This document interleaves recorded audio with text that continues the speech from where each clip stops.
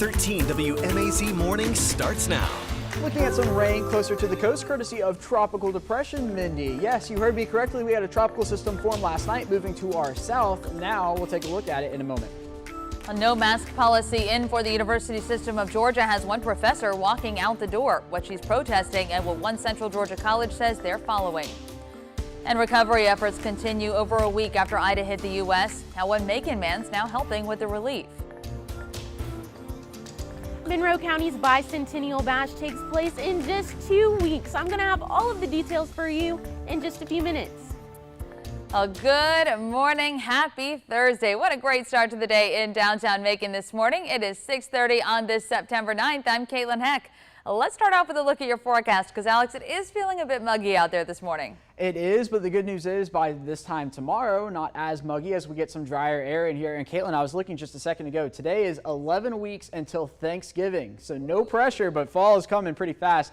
Here's a live look at downtown Macon. 71 degrees, the current number on this Thursday morning. And yes, you heard me correctly just a moment ago. We had a tropical storm form, make landfall, and weaken to a tropical depression all in the past 12 hours across portions of the Gulf of Mexico, making landfall in Florida, and it is now about to roll off the Georgia coast, bringing some rain to portions of central Georgia as it begins to exit. So if you're headed towards Savannah this morning, some heavy rainfall from Statesboro down to Claxton as you get closer to the coast on Interstate 16. Elsewhere across the area, some light rain parts of Dodge County and Lawrence County this morning. That's associated with Mindy, the rain that you see here towards the Alabama state line. That's courtesy of a cold front that's going to be working in here through the morning hours and into the afternoon. So some isolated showers possible today, not necessarily storms, but some showers as that front rolls through. And here comes some drier air, Caitlin. Coming up, we'll take a look at the weekend forecast and I'll give you a quick tease. It looks absolutely fantastic. Oh, can't wait to see that. Thank you, Alex. A professor from Central Georgia says the state is asking them to put their life on the line to teach, and she's not willing to make the sacrifice.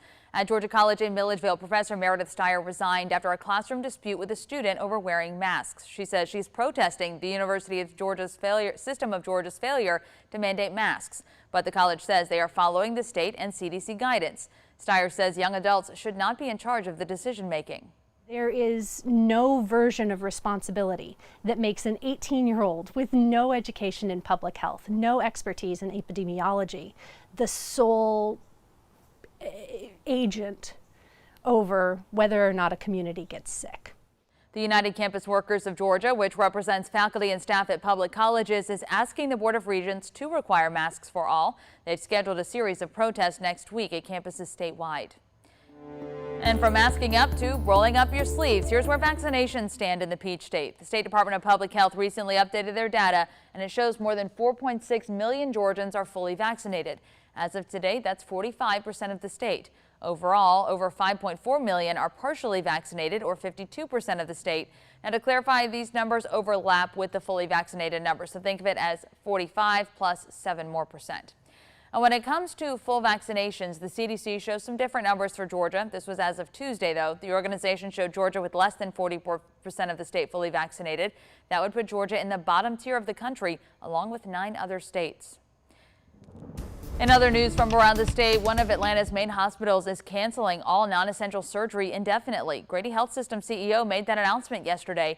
It comes at a time when Georgia reaches high hospitalization numbers from COVID-19. The CEO says leaders at Grady made the decision because the strain COVID-19 is putting on their patients and staff. He does say that no matter what, though, the health system will never turn anyone away and will always care for anyone who comes through their doors. Well, Georgia's top leaders now dealing with the loss of a family member who has ties to Central Georgia. Governor Brian Kemp's sister-in-law, Margaret Argellani, died Tuesday at 61 years old. First Lady Marty Kemp announced the news on Twitter, saying her sister's death leaves their family heartbroken. Argellani was born in Savannah and grew up in Athens. According to the obituary, she moved to Milledgeville last year. A celebration of life service will happen next weekend. Well, there is a new requirement heading to a popular Atlanta shopping mall. At Lenox Square, there are plans to start requiring visitors under 18 to have a parent or another adult who's at least 21 years old with them after 3 o'clock each day. The Simon Property Group, which owns the mall, says the new youth supervision policy for Lenox Square starts September 21st. Proof of age may be required, and if you're not accompanied by an adult or can't prove your age, you will be asked to leave. Turning to weather this morning, we are following the latest on Tropical Depression Mindy. It made landfall last night on the Florida Panhandle as a weak tropical storm. The National Hurricane Center says the storm came ashore over St. Vincent Island, Florida, which is about 10 miles from Apalachicola. Our 13 WMAZ weather team reports it could dump as much as 6 inches of rain across the Panhandle and parts of southern Georgia and South Carolina through this morning. Mindy is the 13th named storm this Atlantic hurricane season. Mindy's landfall comes just over a week after Hurricane Ida hit parts of the Gulf Coast. The death toll in Louisiana now stands at 26. It comes after 11 more deaths were added, all in New Orleans. Yesterday, Louisiana's health department said those 11 died between August 30th and September 6th. 9 of the deaths were from excessive heat. The remaining 2 involved carbon monoxide poisoning. The announcement comes as the city's power is almost fully restored and the nighttime curfew is lifted. Outside of New Orleans, hundreds of thousands of people remained without electricity about 10 days after Ida came ashore. And the aftermath of the storm leaves people still picking up the pieces. The Red Cross is one group trying to help people get back on their feet. Georgia's Red Cross had boots on the ground even before the storm hit. At the start of the month, roughly 30 trained disaster volunteers and employees traveled to the hard-hit areas of Louisiana and Mississippi. More Georgians joined them later, including a man from Macon. Mike Flores is in Mobile, Alabama right now. He spoke to us yesterday about his experience helping people and communities recover from the storm. It's also heartbreaking sometimes to see the people that we're helping and listen to their stories and talk to them about, you can see the emotion on their face. They're very resilient people, especially people who live around the coast. They've gone through numerous hurricanes already. They've had tragedies. They're from New Orleans, so they've gone through a lot there. And they are most definitely resilient. Ida forced many to leave Louisiana for safer ground, and one Macon woman opened her doors to an evacuee. Jennifer Clavo is a New Orleans native who left for Bibb County.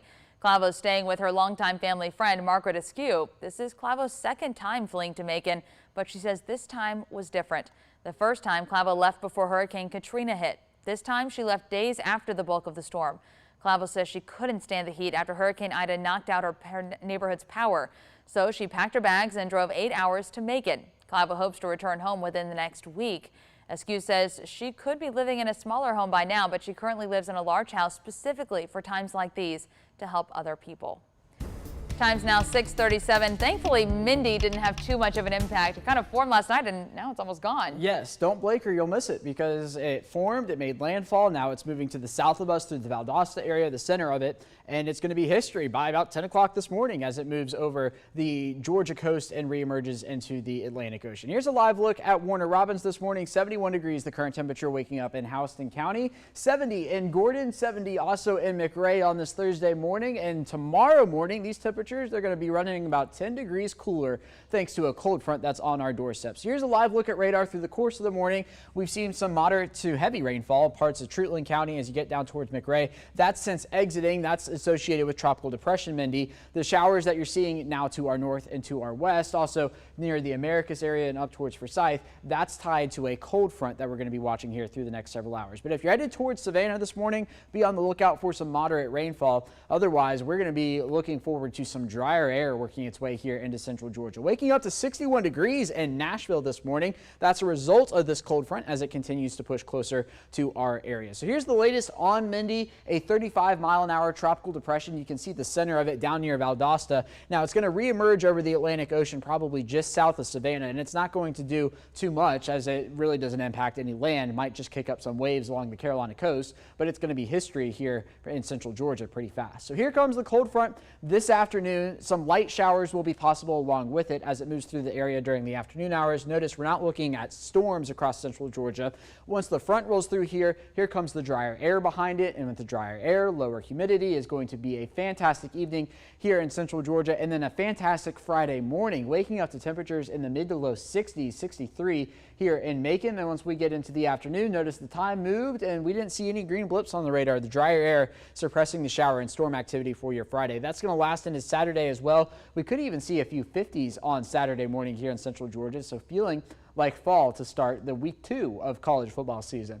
Here we go into Saturday afternoon and into Saturday evening. Notice once you get down closer to the Florida state line, some isolated showers possible, but I think most of us stay dry here in central Georgia. Still keeping a 10% chance of rain because of those showers though. And then as we roll into Monday and then eventually into Tuesday, that's when the forecast begins to be written in pencil. If you were watching a few moments ago, you know that we had some rain over central Georgia on Tuesday, courtesy of the GFS model. Now not so much. So we've got some fine tuning to do to this forecast, and we'll be doing that here over the next several days. But in the meantime, enjoy the lower humidity. Dew points are going to be in the middle 50s. You know, this time of year when we get them into the 60s, the upper 60s, the 70s, that's when you get the really humid air. But the 50s are a welcome sight. Where was this in July and August, right? And it's going to stick around for a while. There was this afternoon, and then here we go into tomorrow afternoon, a 53-degree dew point, and then into Saturday, once again, sticking around into the 50s. Going to be a fantastic weekend here in central Georgia. Now, of course, drier air equals lower rain chances. A 30% chance of rain today with those isolated showers as the front rolls through, and then holding on to a 10% chance of rain all the way until Monday. And again, the only reason we're doing that is because there's an isolated risk of showers down closer to the Florida state line. I think most of us stay dry though through the next few days after we get through today. 87 degrees the high temperature today, clearing out after that front rolls through, but again, a passing sprinkle will be possible. We will be looking at temperatures rising from the 70s into the 80s fairly quickly, certainly faster than they did yesterday, and the 7-day forecast shapes up like this. Take a look at your TV screen. Look at this, 85 degrees for your Friday after starting off with an overnight low of 61 degrees. That's going to be the first real fall-like day we'll see across central Georgia. Then once we get into the weekend, the temperatures will begin to rise back to 90 by Monday with a 40% chance of rain on Tuesday. But again, Tuesday and beyond, written in pencil.